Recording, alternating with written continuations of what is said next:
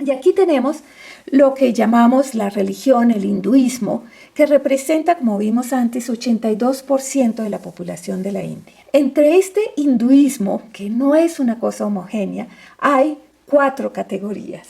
La primera es los vishnuistas, con sus 10 avatares.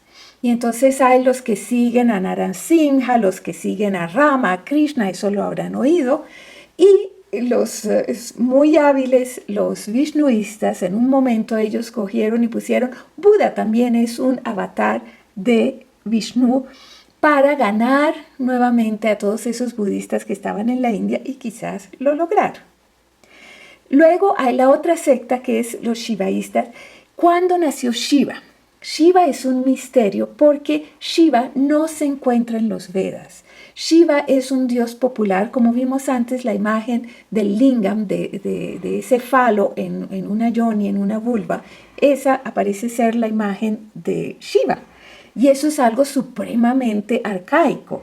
Entonces yo creo que en esos siglos védicos que existía todos esos grandes pensadores, al mismo tiempo existían estas religiones más con relación a la tierra y a los elementos, y en algún momento, hacia el siglo I, parece que los priests, los sacerdotes, que no eran, porque debían, entre los brahmines hay toda clase de subcastas, probablemente ellos se dijeron, nosotros somos sacerdotes de Shiva y así tenemos seguidores. En todo caso, antes del siglo I no se habla de Shiva. Ellos, para darle cartas de nobleza a este dios Shiva, dicen, lo equiparan con Rudra, que aparece en los Vedas y que es el dios del trueno.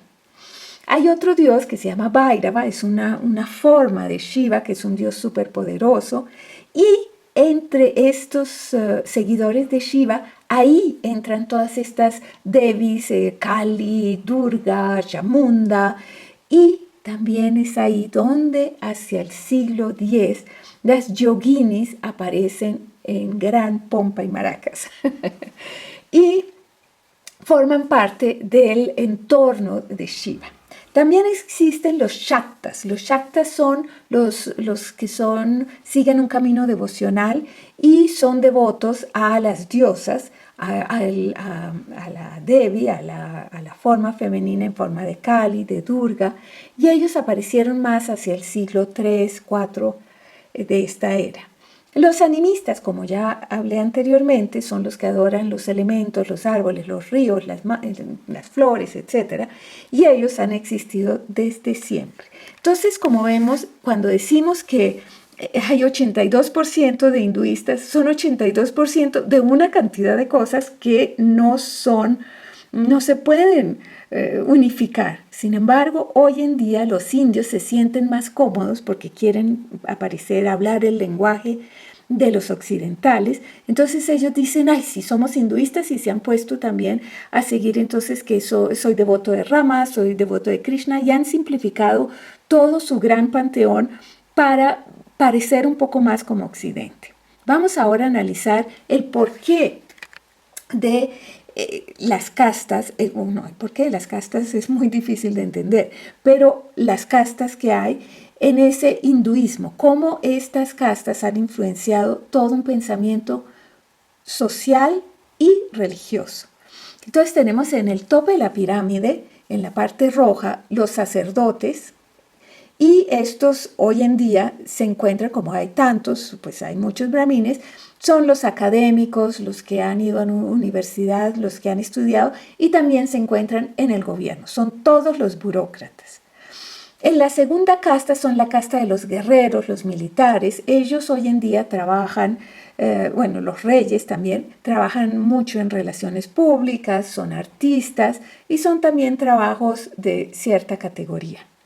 Luego vienen los propietarios de tierras y los mercaderes. Estos hoy en día han cogido mucha fama, obviamente es ahí donde está el dinero y por lo tanto también van al extranjero y sus hijos estudian en Harvard y llegan a la India y tienen mucho poder. O sea que todo este sistema de castas puede ser que próximamente no vaya a ser tan poderoso.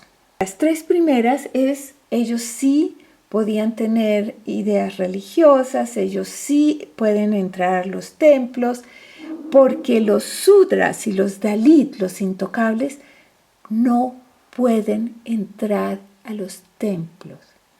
Hoy en día han pasado leyes que sí pueden, pero ellos mismos se sienten muy incómodos de ir a templos donde están los brahmines o los de las castas altas. Entonces ellos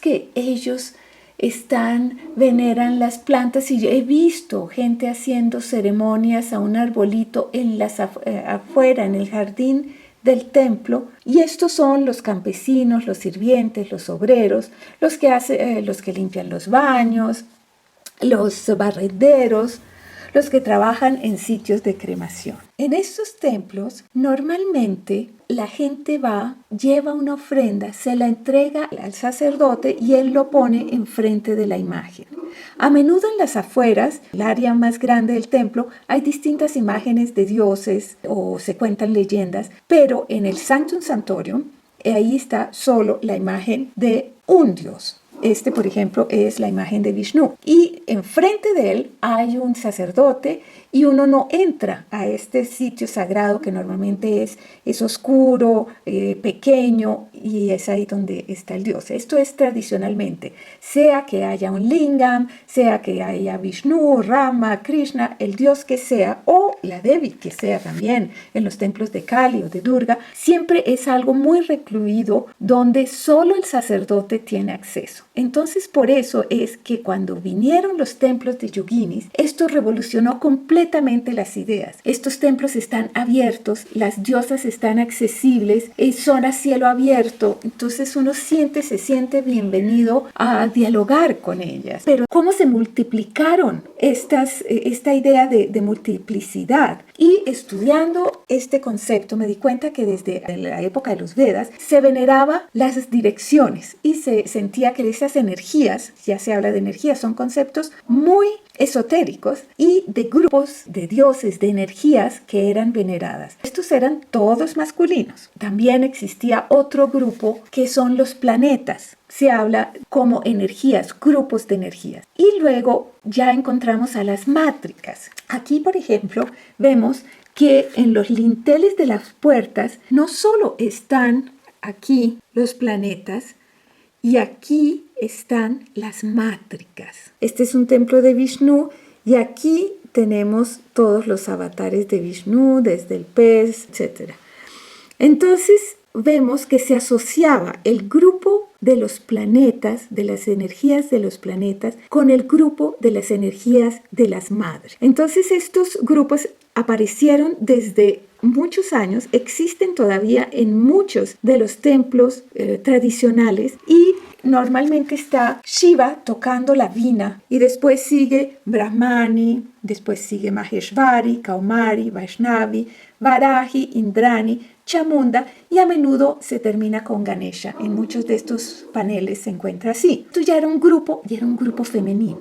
También se habla de ellas en varios textos antiguos. Entonces se cree que tal vez las yoginis, esos grupos de yoginis, emanaron de estas mátricas. Aquí los grupos que aparecen en iconografía, que aparecen en piedra, son de 7. Pero en los textos tántricos, como el Kaulayana Nirnaya, que es un libro que les hablaré después de las enseñanzas esotéricas, en este Kaulayana Nirnaya hay 8 mátricas. Entonces sería 8 energías femeninas que se multiplicaron por 8 cualidades y dieron el grupo de las 64 yoginis.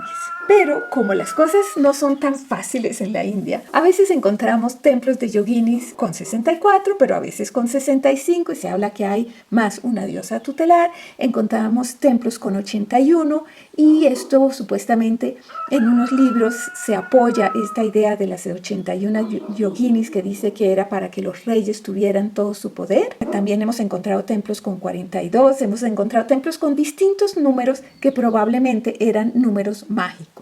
Entonces ahora, aquí este es un templo de las yoginis, como les conté, son a cielo abierto, se encuentran en lugares apartados, o sea que los las personas que iban a venerar y hacer las prácticas se aislaban, querían estar en silencio, querían hacer sus prácticas tranquilamente. Entonces estos templos hasta hoy en día se encuentran en áreas alejadas. Aquí tenemos en Pasadi, aquí, el templo de Purnima. Purnima quiere decir lleno. Y poco a poco el templo se ha ido llenando de entidades, de energías femeninas que tienen un cierto simbolismo y que vamos a hablar en los días siguientes, vamos a ahondar en este tema. Espero les haya gustado esta primera versión de lo que es el Tantra a través de los siglos, de cómo la energía femenina existió en tiempos antiguos, luego se perdió y volvió a resucitar hacia los siglos 8, 9, 10, 11 y luego se volvió a perder. Y recuperar el valor y el poder de la energía femenina es algo que está pasando alrededor del mundo. Y aquí en Colombia también. Este templo que hemos hecho de yoginis es para aniquilar las cosas negativas, las emociones negativas que pueden haber dentro de nosotros o en nuestro entorno y sentirnos mejor. Como se dice siempre en estos libros de sabiduría, las cosas pasan, eventos ocurren, pero cómo manejamos esos eventos es lo que hace la diferencia. Muchas gracias.